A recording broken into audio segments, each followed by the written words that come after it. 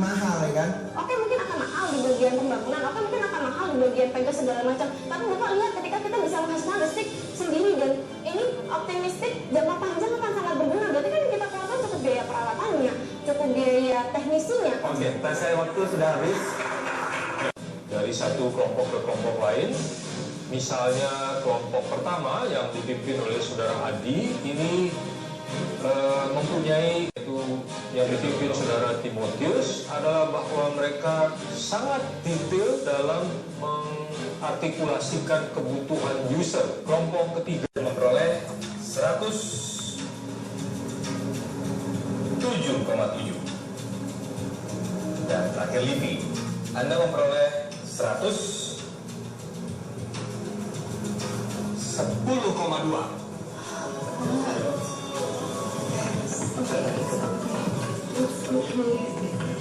Adi, saya persilahkan ya. Anda tetap menjadi pemenang di sini dan bagi Anda berdua. Ya, bisa santai-santai lagi karena sesaat lagi Anda harus bersiap-siap menghadapi 3 dewan juri yang akan mempertanyakan secara detail. Begitu, kita ketemu lagi di Judgment Room. Setelah nanti saya tidak lagi bekerja untuk uang, aku ingin bekerja untuk sakit. Adalah waktunya ketegangan terjadi karena di ruangan itu adalah menjadi saksi bahwa siapakah di antara Livi maupun Timothy yang mendapatkan beasiswa penuh S1 Prasetya Mulia Business School. Di sini mereka langsung bertanggungjawabkan kinerja mereka selama 2 games berlangsung sebelumnya, yaitu individual game dan team challenge. Setelah itu mereka diberi kesempatan untuk mempresentasikan diri mereka bahwa mereka layak jadi pemenang sekaligus meraih beasiswa S1 penuh Prasetya Mulia Business School. Nah, sekarang saya mau melihat bagaimana ketegangan dalam. Selamat sore, Bapak yang terhormat. Selamat sore. Silakan duduk. Terima kasih. Oke, selamat sore semuanya. Selamat sore. Silakan dulu. Terima kasih. Timothy, Ya, pada saat individual game, siapa dia? Sebelumnya Anda sudah diberikan penjelasan tentang segala peraturan yang harus Anda taati. ya. Mengapa pada peraturan-peraturan yang sudah diberikan tidak Anda taati?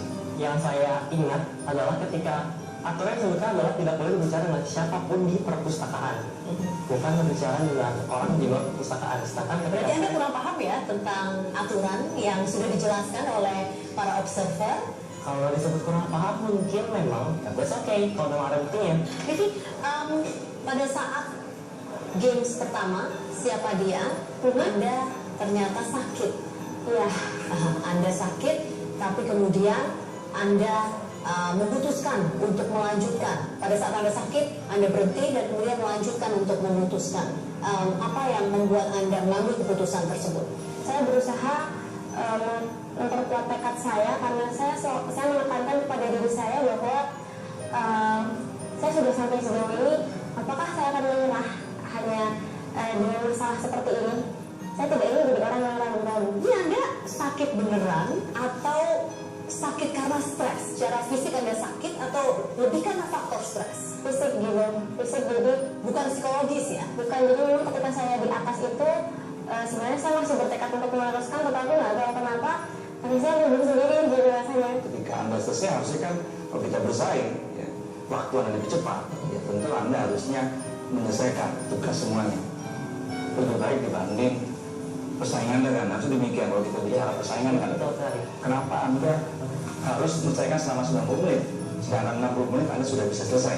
Jadi ketika ada sedikit permainan psikologis, di mana ketika si Adi dia sudah menebak-nebak nama orang tokoh yang ada di game tersebut.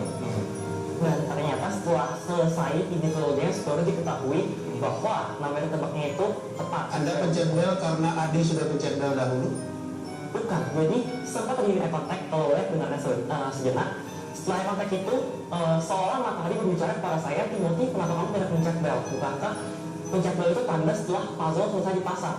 Seolah-olah begitu. Anda asumsi sendiri. Itu perasaan yang saya alami. Jadi dengan tekanan psikologis saya seolah melihat matanya, padahal yang dikatakan di mulutnya adalah setelah selesai dia bercerita, yang dikatakan di mulutnya adalah aku menyerah jadi pencet bel. Pada saat itu Anda terpengaruh oleh Adi. Iya, saya tertekan secara psikologis setelah iPad terpengaruh pada Adi. Dari kegagalan pada saat individual game, pelajaran apa yang bisa Anda tarik?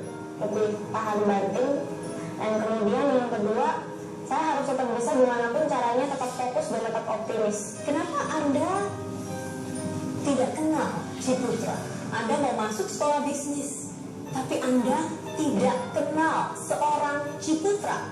Saya kenal Ciputra sebatas nama, bahkan saya mengakui orang itu. Tapi saya Hanya tidak sebatas nama. mengenal wajahnya. Pada tim challenge, apa yang Anda lakukan untuk menunjukkan bahwa Anda adalah pemimpin di dalam kelompok? Mereka menyerahkan keputusan ke saya gitu, artinya ini program mau dipakai apa enggak gitu, ini terserah ke kamu gitu. Secara kata-kata bahwa Anda adalah pimpinan mereka. Secara kata-kata saya kira enggak, tetapi secara sikap itu pasti ada ya, karena saya udah membiasakan dengan kata tolong gitu dan terima kasih. Oh ya, tolong ya ini diurus, tolong yang seperti ini, seperti ini, seperti ini. Menurut catatan kami, Doni lebih berusaha untuk lebih dominan dari Anda. Apa yang Anda lakukan? Doni sempat terlihat ingin mendominasi atau terkesan dominan, namun saya terkesan dapat menegakkan dominasinya dia. Begitu bisa disebabkan karena saya telah memilih Devita. Apa yang dilakukan oleh Devita dalam membantu Anda untuk merendahkan Doni? Kehadiran Devita di sini lah ketika begitu argumen terjadi sebuah tidak persetujuan dengan si Doni, itu membantu saya merasa oke, saya tidak langsung berkonfrontasi dengan Doni yang merusak image saya sebagai leader. Anda mengerti voting nggak sih sebetulnya? Kenapa? Anda mengerti voting nggak? Saya mengerti voting dan saya telah mengiyakan bahwa itu tidak bisa dibilang Apa bedanya voting dengan rundingan?